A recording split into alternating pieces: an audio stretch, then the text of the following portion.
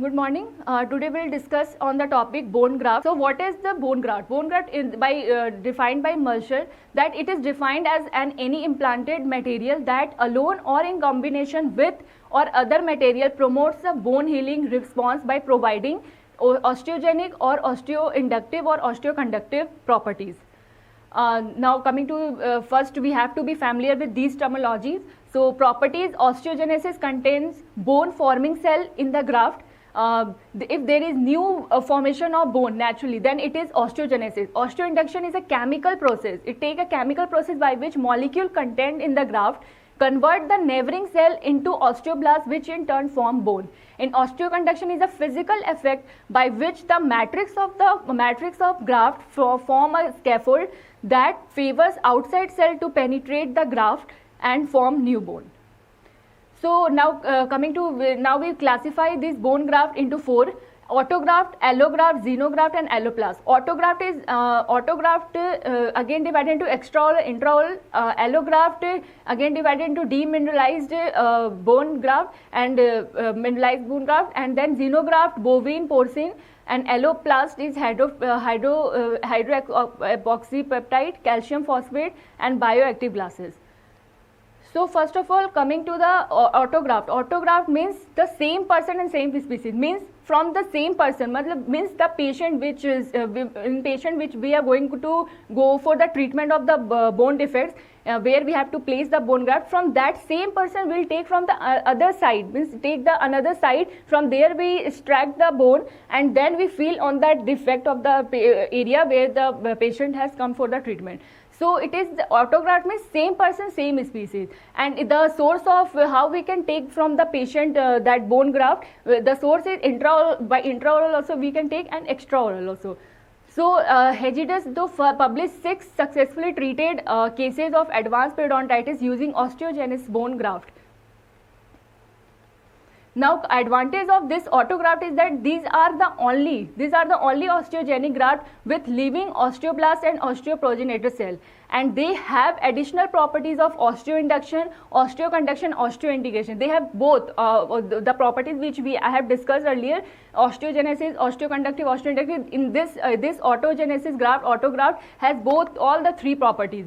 But the disadvantage is that we need for the second surgical wound or donor side, means the patient first has come for that side, means where that bone defect has happened. But in this autograft, what will take from that same person, we have to go for the another surgical site, extraoral or intraoral, to take the bone graft. So it happens that it goes for two side of surgical section. So the patient also gets it will take two surgical sites. And then morbidity at donor side, so increased surgeries, also it increases the surgical time because we take the two sides. Restriction in quality if they, and also the from where we extract the bone from another side, it may happen that the defect are more, but the quantity which we get the bone graft from other side, it may be less for that defect. So in extraoral side, from where we can extract the bone graft, from maxillary tuberosity, from osteotomy, osteoplasty procedure, in edentulous regions, in extraction wound area, from these all area we can take the intraoral intraoral bone grafts. Now coming to how we do the osseous coagulum. It is the mixture of bone dust obtained by grounding the cortical bone and the blood. And it is how we do it. We take the round carbide burr revolving at 25,000 to 30,000 RPM and is used within the surgical site. We use within the surgical site to reduce the donor bone to small particles, which is then coated with the patient blood and make coagulum. Okay, we extracted from the other surgical site and then we mix it with the patient blood only, and then we make a coagulum and then we place in the defect. The advantage of this is we get the small particle size. If the defects are more, then it will be less for that defect. And the disadvantage is inability to use aspiration during accumulation of the coagulum. Now coming to the second procedure, bone blend. It involves removing bone from accessible intraoral donor site by chisel or ronger forceps, placing it in the sterile plastic amalgam capsule with pastille and then triturating. Now, other method is bone swagging. In this technique, require the existence of the edentulous area adjacent to the defect from which the bone is pushed into the contact with the root surface without fracturing the bone at its base. And the bone swagging is technically it is difficult. Now, in extraoral, what are the site we can go for? We can go for iliac crest site. We can go for to do the intrabony defects, but the disadvantage is that additional expense time and the surgical procedure. Now coming to the another bone graft, that is allogenous bone graft. Means allograft, that was autograft, this is allograft. Allograft is different person, but in autograft what we take the same person to the patient which we are going to treat, but in this we take the bone graft from the different person and the species is same, means we are taking from the human only. So different person but same species, and these are grafts taken from the cadaver bone, means cadaver, you know, cadaver bone from there, and it is freeze dried and treated in the prevention of disease transmission. And this bone is again after taking from the cadaver, we then freeze the bone that so that the disease transmission doesn't occur. And the formulation, these occurs in the form of powder, in cortical chips, cancellous cubes, cortical granules, blocks.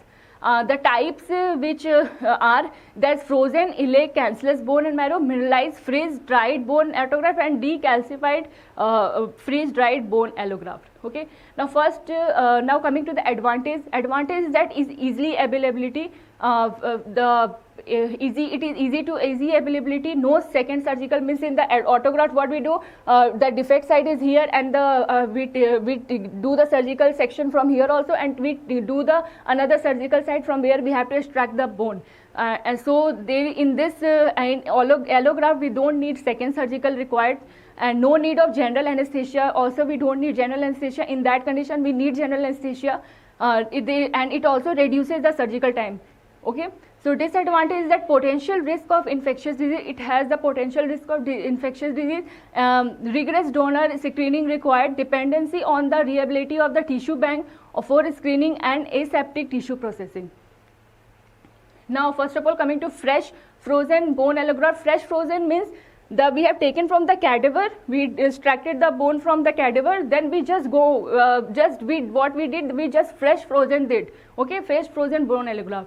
So fresh frozen bone allograft provides the highest osteoconductive and osteoinductive potential, but it is no longer used due to the high risk of disease transmission.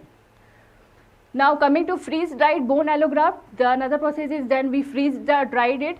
First used freeze dried bone in periodontal therapy by Milong et al. Used clinically in orthopedic therapy since 1950.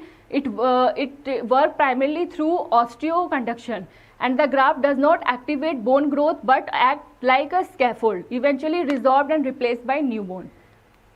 Urist was the first to use now coming to the demineralized freeze dried bone allograft. Urist was the first to use demineralized freeze dried bone allograft in dentistry.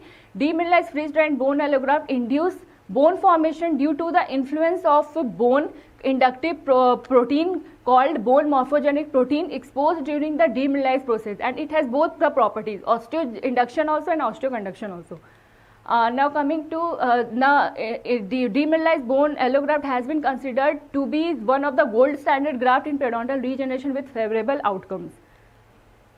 Now the risk of disease transmission with allograft may be minimal if the graft is harvested and processed according to the standard and guidance of the established bodies like American Association of Tissue Banking. If they follow these American Association of Tissue Banking procedure, then we can reduce the disease transmission. Human studies have shown that no immune reaction following the treatment of freeze-dried bone allograft and the demineralized freeze-dried bone allograft. In India, from where we can get, in India from Tata Memorial Cancer Institute, Mumbai, from there we can get.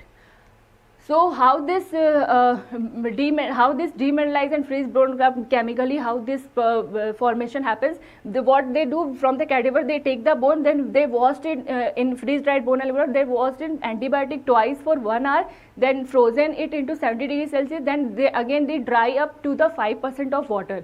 There is no living cell, no osteogenic property, only osteoconductive properties. How this demineralized freeze-dried bone allograft form? They first take the graft from the cadaver, then they treat with the 0.5 to 0.6 m hydrochloride acid for demineralization, and then they remove the 40% of the mineral content, then organic matrix intact. There is no living cell, no osteogenic property, they have osteoinductive property only, and demineralization exposes bone forming substance in the organic matrix like BMP. That is BMP. Now coming to the third, xenograft. Xenograft is different species, but we are not taking from the human the graft, we are taking from the animal. Okay, so in this they are anorganic bovine tripe bone xenograft from we take from the bovine, and the from trading it in the market it is from Bios osteograft, then anography porcine derived from xenograft, and coral derivative calcium. Thank you.